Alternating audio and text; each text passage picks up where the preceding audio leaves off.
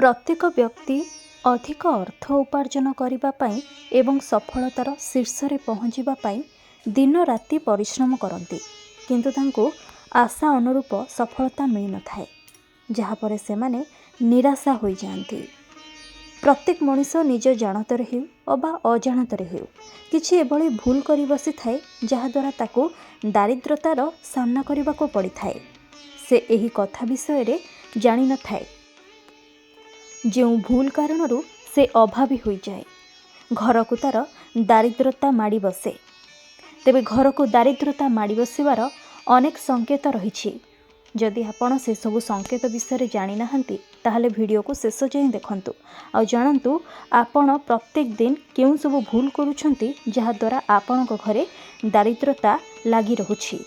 घरे रातिरे शोइबा पूर्वरु अधिकांश लोक अईठा बासन रखी शोइथांती।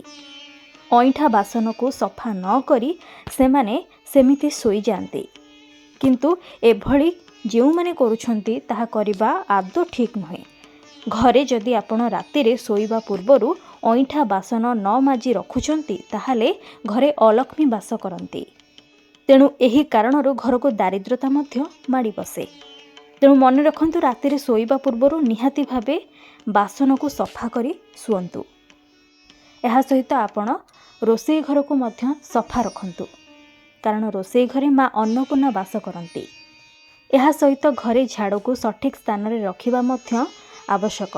अनेक लोक घरे झाड़ू को एपरि भावे फोपाड़ी देई थांती एवं गोड़ माड़ी चाली मध्य आसंती किंतु एमिति करिबा संपूर्ण भूल कारण झाड़ू को देवी लक्ष्मींकर स्वरूप बोली कहा जाए। आम घर सफा करिबा पई झाड़ू उपयोग होई थाए।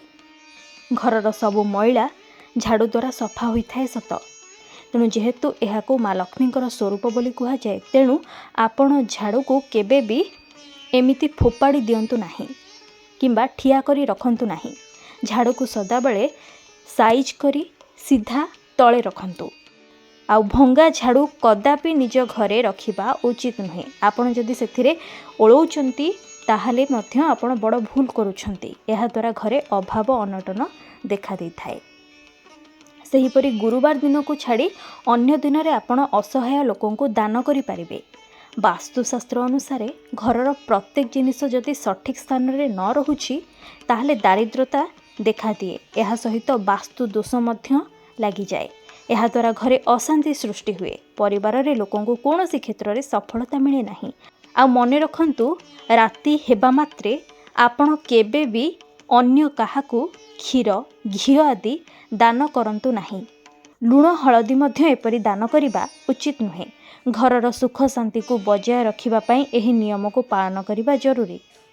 आ घरे जदि आपण आर्थिक प्रगति चाहुछंती ताहाले प्रत्येक दिन घरर अगणारे घीर दीप को प्रज्वलन करंतु जहाद्वारा निहाती भाबरे घरे सुख शांति आसीबो। आशा अछि आजिर एही इनफॉरमेशन आपनकु भल लागिथिबो। जदि एभली अनेक इनफॉरमेशन आपण जानिबाकु चाहुछंती ताहाले आज ही मो चैनल को सब्सक्राइब करंतु। आ जदि एही वीडियोटी आपनकु भल लागिछि तेबे एहाकु खूब मात्रा रे लाइक करंतु एवं शेयर मध्य करंतु।